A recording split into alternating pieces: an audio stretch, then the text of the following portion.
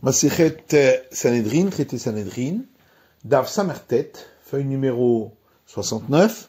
Nous sommes à la 4e ligne. Et Tivé Abaye. Abaye a posé une question à Rabat qui disait que un mineur ne peut concevoir un enfant. C'est écrit dans Lévitique, Veish, et un homme adulte qui aura relation avec une femme, avec écoulement de semences, et il s'agit d'une servante fiancée à un homme. En Yelaïch, de ce verset, j'apprends uniquement dans le cas où c'est un homme, donc adulte.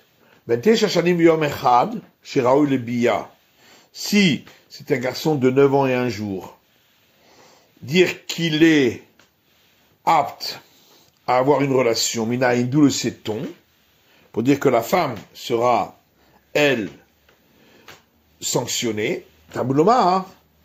C'est pourquoi le verset dit Veish, et un homme, pour inclure ce cas. Or, le verset parle d'écoulement de semences qui donnent une descendance. Ce qui veut donc bien dire que même lorsqu'il est mineur, il peut concevoir une descendance. Amar le Rabat lui a répondu, Yeshlo, il a effectivement une semence, donc du sperme, Venomolide, mais il ne donne pas d'enfant. Qui te voit chez le jamais. Ça ressemble à une récolte de céréales qui n'est pas encore parvenue au tiers de son développement. Les grains, même s'ils sont semés, ne donneront pas de pousses. Le Becheskia Tana, dans la maison d'études de Cheskia, on a rapporté une braïta qui dit, c'est écrit dans un verset dans l'Exode, Vechi Azid Ish. Et lorsqu'un homme agira volontairement. Mais c'est écrit le terme Yazid, qui peut vouloir dire également, aura cuit. Ish Mezid. Ce qui veut dire qu'un homme peut avoir une semence qui a été complètement cuite, donc qui est arrivée à maturité, ou mazria, et peut donner naissance à une descendance, mais un mineur ne peut pas avoir du sperme qui est déjà parvenu à maturité pour pouvoir donner naissance à un enfant. Et donc de là, on apprend également l'enseignement de Rabat.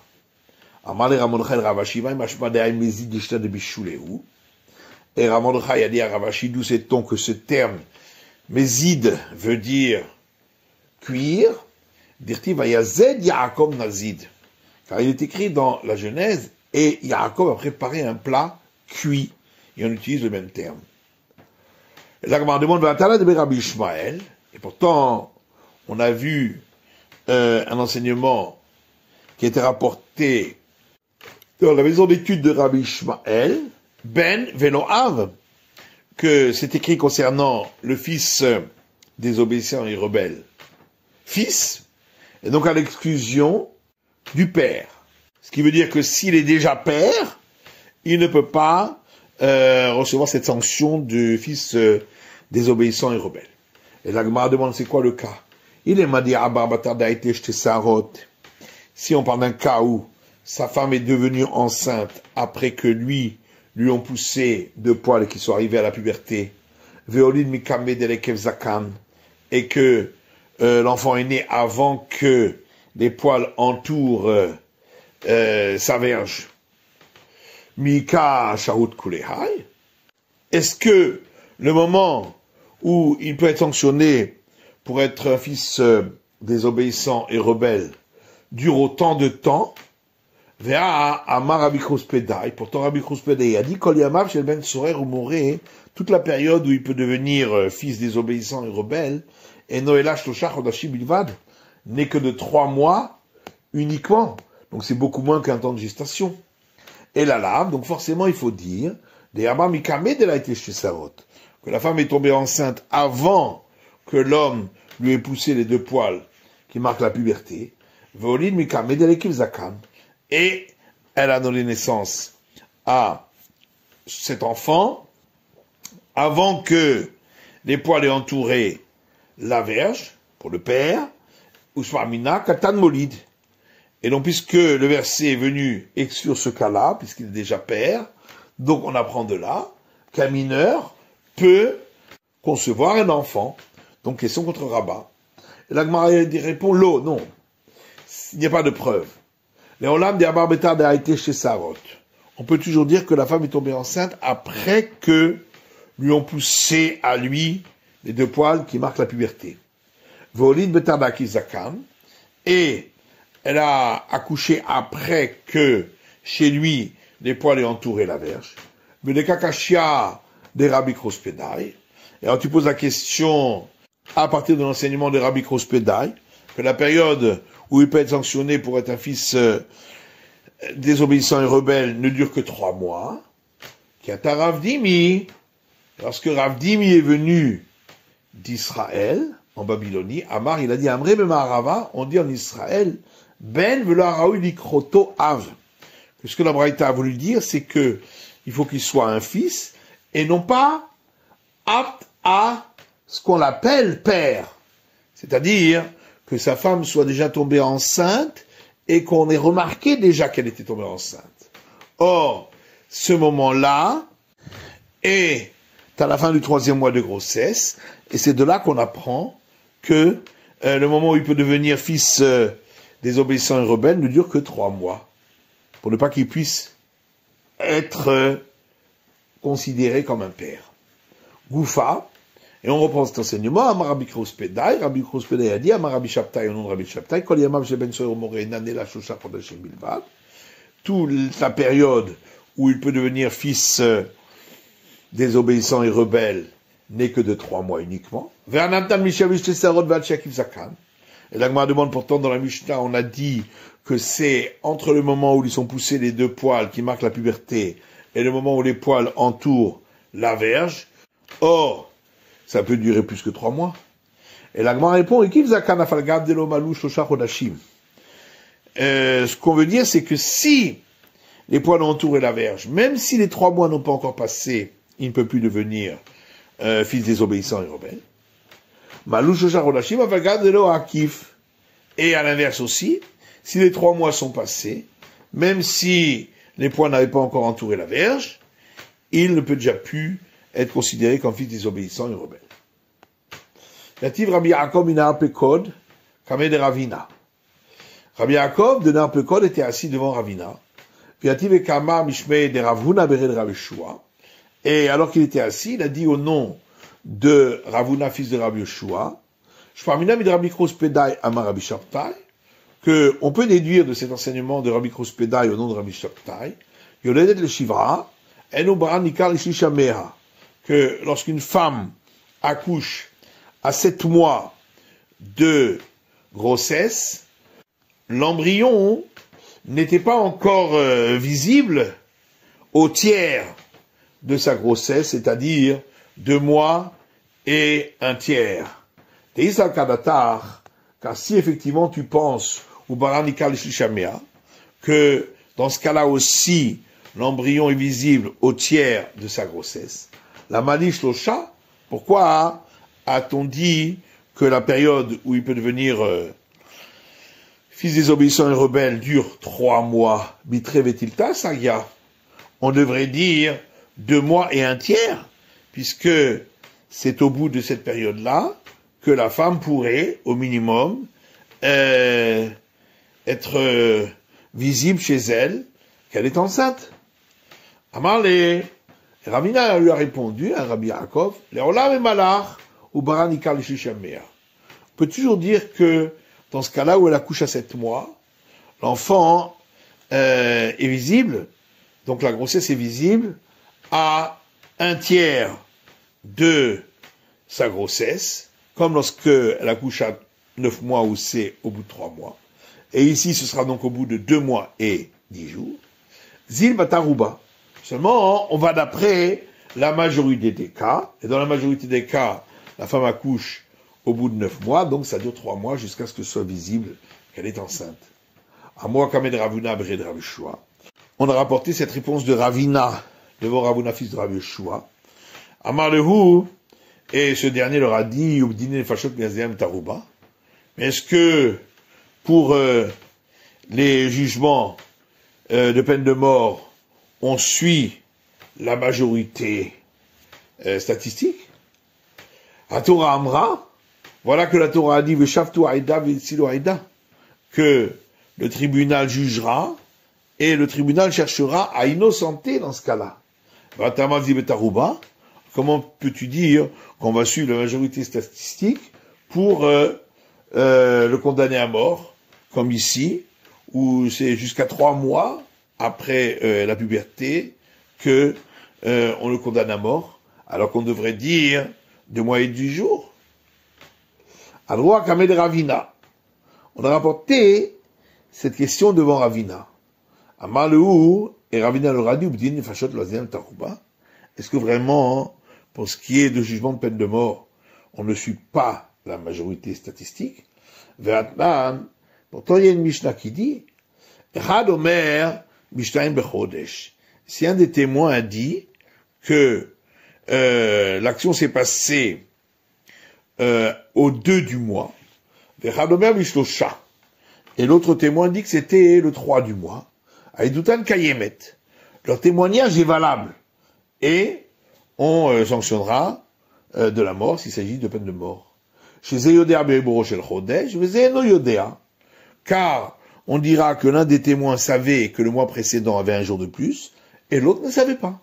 Mais qu'il n'y a pas donc de contradiction. Et bien, si on dit qu'on ne dit pas qu'on suit la majorité, pourquoi on ne dirait pas que leur témoignage était exact sur ce jour-là? Et c'est donc un témoignage qui se contredit, car une minorité des gens sait et ne se trompe pas sur le fait que le mois dernier avait un jour de plus. Et là, et donc forcément, c'est parce qu'on va d'après la majorité. La majorité des gens peuvent se tromper concernant si on a rajouté un jour au mois dernier. Et Rabbi Yamia Difti dit, nous aussi nous avons vu ça dans une Mishnah qui dit, une fille qui a 3 ans et 1 jour, la relation qu'elle aurait avec un homme est considérée comme une relation. Et donc, Mitkadeshet Bevia, si elle a une relation avec un homme pour acquisition de l'acte du mariage, elle est considérée comme mariée. Et si elle avait eu relation avec son beau-frère dans le cadre du Lévira, il a ainsi acquise comme femme. Et si un homme autre que son mari a une relation avec elle, il est passible de mort à cause d'adultère.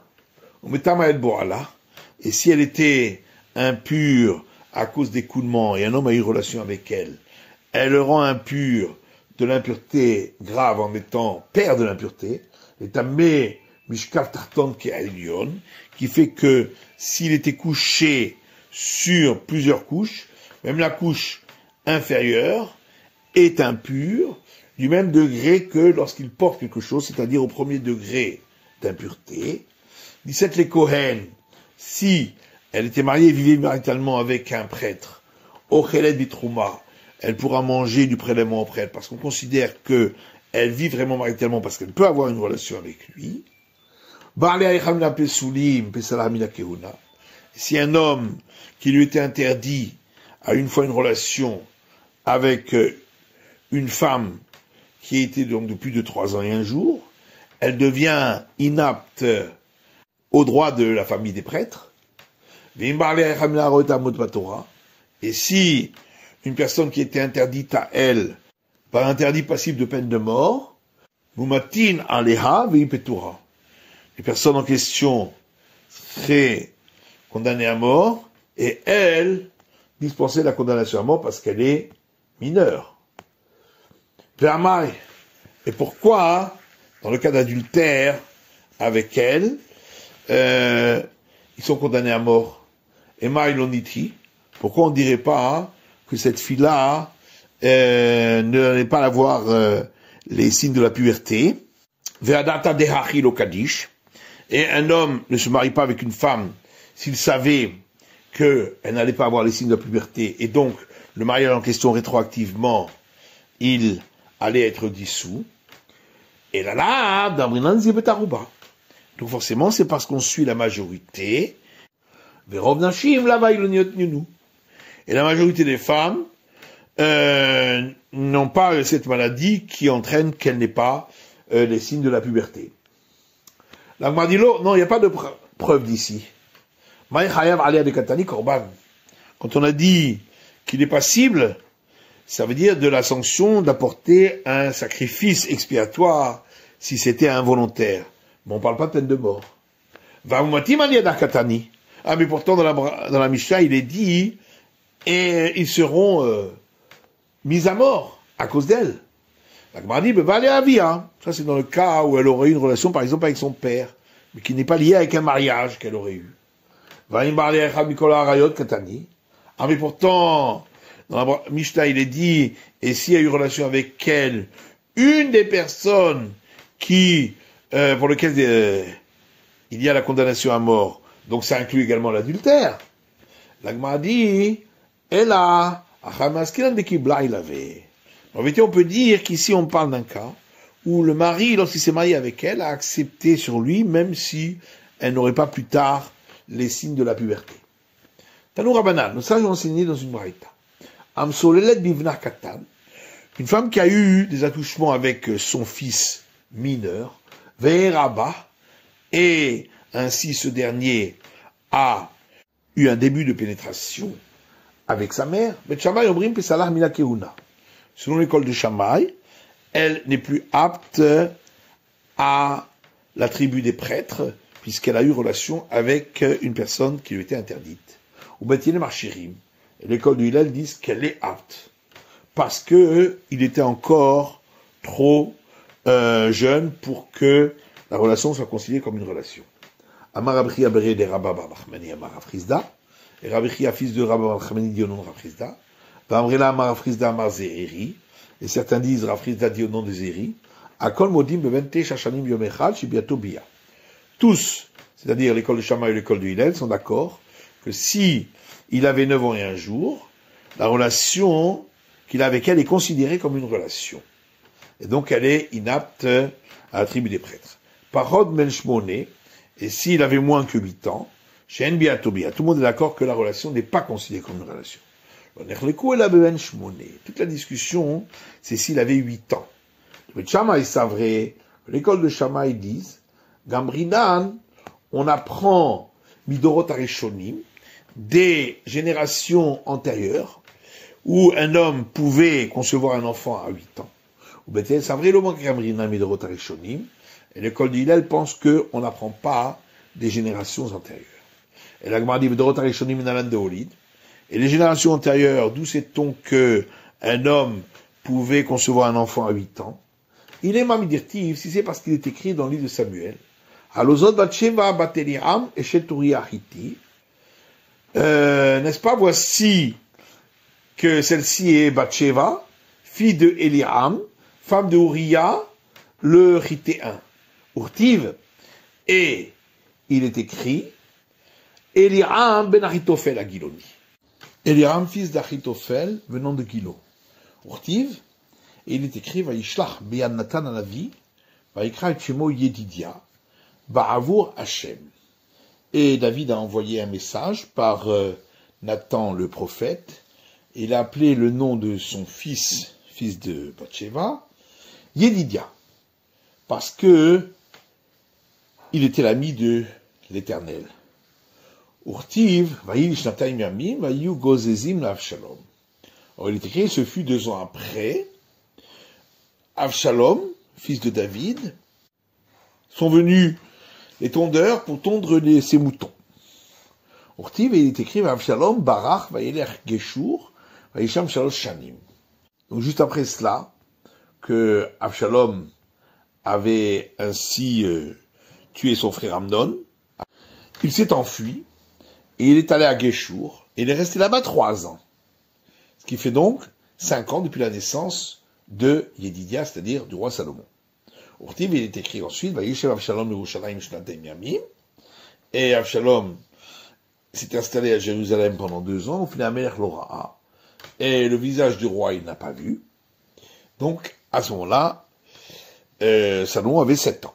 Urtiv, il est écrit, Vayi Miket Sabaim Shana, et ce fut au bout de 40 ans, après que le peuple d'Israël avait demandé un roi à Samuel, Vayimer Avshalom et Melech, Avshalom dit au roi, son père David, El Chana Vashalem et Nidri Asher Nadarti Lachem Bechevron, je vais partir s'il te plaît et je vais accomplir mon vœu que j'avais fait pour l'Éternel à Hébron. Et là-bas, il s'est rebellé contre son père. Il est écrit, va Achitophel Ra Kilo Nesta Atsato. Et Achitophel, qui était donc l'arrière-grand-père du roi Salomon, a vu que le conseil qu'il avait donné à Avshalom de tuer son père pour se rebeller contre lui n'avait pas été accompli. Et donc il a compris que Avshalom, sa rébellion allait être matée, et lui aussi allait être sanctionné. Il a alors enfourché son âne. Il s'est levé, il est parti à sa maison, vers l'Iro, et à sa ville. Et il a fait son testament et s'est pendu. Urtiv est écrit versé dans les psaumes, que les hommes de sang, c'est-à-dire les assassins, et les fourbes, ne vivront pas la moitié de leur jour. Le Tania, et on voit ainsi dans une braïta, Kol Shenotav Shel Doeg, que toutes les années de vie de Doeg, Nanela Shoshim Be'arba, n'était que de 34 ans, donc il n'est pas atteint l'âge de 35 ans, qui est la moitié de la moyenne de vie de 70 ans, parce que il avait donné le conseil à Saül de tuer Nov, la ville des prêtres. Et les années de la vie d'Achitophel ne furent que de 33 ans en tout, parce que lui aussi avait fomenté une rébellion contre David. Kama avialéou, tlatin ou tlat. Donc combien de temps a-t-il vécu, Achitophel? 33 ans. Dans le Shevard Shlomo, enlève à ces années, les 7 années qu'avait le roi Salomon lorsque il est mort, lui, Achitophel, Pashtu Esrim Beshit. Donc, lorsque Salomon est né, Achitophel avait 26 ans, or il était son arrière-grand-père. Dans Tarteshne, Litlata Ebouré. Donc, il y a eu 3 grossesses entre l'arrière-grand-père et l'arrière-petit-fils, ce qui fait en tout 2 années. Et donc, puisqu'il avait 26 ans en tout, moins ces 2 ans, ça fait 24, ça fait que chacun de ceux-là, Achitophel, Eliam et Bathsheba, ont conçu un enfant à l'âge de 8 ans. L'Agmardimu Magid dit, peut-être que les deux, Achitophel et Eliam, ont conçu un enfant à l'âge de 9 ans. Bathsheba, Olida Beshit. C'est Bathsheba qui a conçu un enfant à l'âge de 6 ans, parce qu'une femme est plus précoce. Et la preuve, c'est que Elisheva avait donc eu un enfant avant Salomon. Donc il n'y a pas de preuve d'ici. Et là, mais la preuve, elle est de là. C'est écrit dans la Genèse, elle est toldot Terach. Voici les descendants de Terach. Terach, Olid et Avram. Terach a engendré Avram, et Nachor et Haran. Nachor et Haran. Avram gadol mi Nachor Shana, et Nachor gadol mi Haran Shana. Il se trouve donc de ce verset que Avram était plus âgé que Nachor d'1 an, et Nachor était plus âgé de Haran d'1 an, puisque de ce verset on voit qu'il a eu ses enfants successivement. Nimsa Avram gadol shte shanim Haran. Donc Avram avait 2 ans de plus que Haran. Urtiv, or il est écrit Vaikach Avraham, Venachor lahem nashim, et Avram et Nachor ont pris pour eux des femmes. La femme de Abraham, c'était Sarai, et la femme de Nahor, c'était Milka, qui était la fille d'Haran, qui était le père de Milka et le père de Yiska. Le Gomer, et donc ça c'est la suite du verset. Vamar Rabbi Yitzhak, et Rabbi Yitzhak dit Yiska zou Sarah. Yiska c'est Sarah. Vela manikra shema Yiska. Pourquoi est-elle appelée Yiska? Chez Socha beruach hakodesh. Parce qu'elle voit avec l'Esprit Saint. Ou une directive, ce qui est écrit, Kol hachatomar elecha Sarah shemar bekola. Que le Tout-Puissant a dit à Abraham, tout ce que te dira Sarah, écoute sa voix, parce que c'est une prophétesse. Tabaracher, autre explication, Yiska, elle est appelée Yiska chez Akol Sachin Beyofia.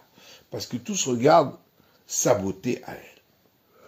Urtiv, il est écrit, Vaipol Avraham Alpanav Vayitzrak, Vayomer Belibo.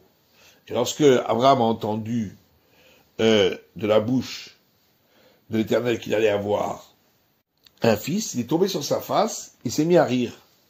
Et a dit en son cœur, est-ce que va-t-il avoir un enfant à 100 ans et sa femme à 90? Kamakashish Abraham et Sarah. Donc de combien Abraham était-il plus âgé que Sarah? Et Ser Shenin, 10 ans. Kashish Bavoua Tartin Shenin. Or, il était plus âgé que le père de Sarah, c'est-à-dire Haran, de 2 ans.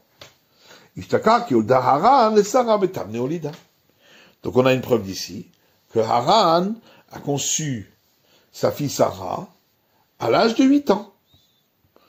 Et la Gemara dit, il n'y a pas de preuve. Ima, et qui te dit que c'est dans cet ordre-là que sont nés les fils de Terah? Dis-moi, Abraham Zouta d'Arouava. Peut-être qu'Abraham était le plus jeune de ses frères. Selon la Torah, les a comptés dans l'ordre de leur sagesse, parce qu'il était le plus sage, Abraham. Teida, de Kachashiv Leukra, de Chormatan. Et on peut apporter une preuve que le verset apporte parfois l'ordre de naissance selon l'ordre de la sagesse et non pas de la date de naissance. Dire-t-il, puisqu'il est écrit Vayihi Noach ben 500 shana vayulad Noach et Shem et Ham et Yafet. Et Noach avait 500 ans lorsqu'il a engendré Shem, Ham et Yafet. Shem gadol mecham shana. Donc, on va en déduire que Shem était plus âgé que Ham d'1 an, que Ham gadol mi Yafet shana, et que Ham était plus âgé que Yafet shana, puisque le verset dit ils sont nés en ordre successif. Nimtsa, Shem gadol mi Yafet shnishanim. Et donc il se trouve que Shem était plus âgé que Yafet de 2 ans. Urtiv, il est écrit, Noach ben 600 shana v'amobulaya ma'im alaretz. Et Noach était âgé de 600 ans lorsque le déluge est tombé ses eaux sur la terre. Et il est écrit également, et les toldot Shem, voici les descendants de Shem. Shem ben me'at shana v'yoled Arparchad. Shem avait 100 ans lorsqu'il a engendré Arparchad, Shnatay machar Maboul, 2 ans après le déluge. Ben me'at shana, bah me'at v'tartin sheninava. Comment peut-on dire qu'il avait 100 ans? D'après nos calculs, ça doit faire 102 ans à ce moment-là. Et là, il faut dire que Shem n'était pas l'aîné. Seulement, la Torah a donné la liste des enfants de Noé selon leur sagesse. Et donc ici aussi, pour les enfants de Terah, c'était selon leur sagesse. Afkana dit, j'ai rapporté cet enseignement devant Rav Zvid de Nerdea. Amarli, il m'a dit, Atun mehacha matnitu. Vous apportez une preuve d'ici. Vanan mehacha matninan lahi. Nous, on apporte une preuve d'ailleurs. Parce qu'il y a un verset qui dit, où le Shem yulad gamhu, et Hachem également, sont nés des enfants. Avikol ben Ever, Achi Yefet Agadol. Il était le père de tous les fils de Ever, le frère de Yefet le grand. Yefet Agadol Shebe Hamaya. Donc on a une preuve d'ici que Yefet était le plus âgé de ses frères, et non pas Shem. Et là, Menalan. Mais alors d'où sait-on que dans les générations antérieures, il pouvait concevoir un enfant à 8 ans. Mais haha, on apprend d'ici, un verset dans l'Exode, où Betzalel ben Uri ben Hur le maté Yehuda, et Betzalel, fils d'Uri, fils de Hur, de la tribu de Juda, c'est lui qui a construit le tabernacle. Urtiv, il est écrit dans les chroniques, Vatamot Azuva, et Azuva, la femme de Kalev, est décédée, Vaikachlo Kalev et Ephrat. Et Kalev a pris pour lui, pour femme, Ephrat. Bateledlo et Hur. Et elle lui a donné Hur. Et donc Betzalel était l'arrière-petit-fils de Kalev. Priavad Betzalel Mishkan Barkamave. Alors quel âge avait Betzalel lorsqu'il a construit le tabernacle? Barchleta, César. Il avait 13 ans, dit-il, puisqu'il est écrit Ish Ish Milato Asheremayusi. Un homme, donc adulte, lorsqu'ils faisaient leur travail pour la construction du temple. Donc ils venaient de parvenir à l'âge adulte, c'est ça qu'on apprend ici. Le Tanya, et une braïta qui dit, Shana Rishona Asa Moshe Mishkan. La première année de la sortie d'Égypte, Moïse a construit différentes parts du tabernacle. Shnia Ekim Mishkan. La deuxième année, il a édifié le tabernacle. Shalach Meraglim, et il a envoyé les explorateurs. Ortiv, or il est écrit, Ben Abrahim Shana Anochi, que Kalev a dit, j'avais 40 ans, Bishloach Moshe Eved Hashem Vegomer, lorsque Moïse, le serviteur de l'Éternel, a envoyé les explorateurs, dont je faisais partie, Va'ataine Anochi Hayom Ben Chamesh Eshmonim Shana, et maintenant, me voici à l'âge de 85 ans. Comment vient de où? Et donc, quel était l'âge de Kalev lorsque il a exploré la terre? Arbein, 40 ans. Dans l'Arbissar d'Ava Betzalel, enlève à ses 40 ans les 14 ans qu'avait Betzalel à ce moment-là, Pachalou Eskim Veshit. Et donc, il reste 26 ans qu'avait Kalev au moment de la naissance de Betzalel, qui était son arrière-petit-fils. Dans le Tarteshne d'Itlataribouré, il y a donc eu 3 grossesses entre eux pour arriver jusqu'à l'arrière-petit-fils, ce qui fait en tout 2 ans. Ishtaka de Cholchal Vechal Betamne Olid. Et donc, il reste 24, ce qui fait que chacun, Kalev, Hur et Uri, ont conçu leur fils à l'âge de 8 ans. On a vu dans la Mishnah, Ben Velobat. Le verset parle du fils qui est désobéissant et rebelle. Donc c'est pour exclure la fille. Tanya, il m'a été acquis à Rabbi Shimon. Rabbi Shimon dit, Bedin hu, shetebat rouya liyot ke ben soromori. En vérité, en théorie, la fille aurait dû également avoir le statut le même que le fils désobéissant et rebelle. Shakom etsu netzla ba'avera. Parce que même si elle va pas finir par devenir un brigand, comme le fils, mais pour pouvoir continuer à manger, etc., comme un glouton et un ivrogne, elle va devoir s'adonner à la prostitution et tout le monde sera avec elle et finira par fauter par une faute d'adultère. Et là, Xerat Takatuhi ben Lobat. Cependant, c'est une règle qui est donnée par le verset, qu'il s'agit d'un fils, et donc à l'exclusion de la fille. C'est la fin de l'étude du Daf Samertet, de la feuille numéro 69.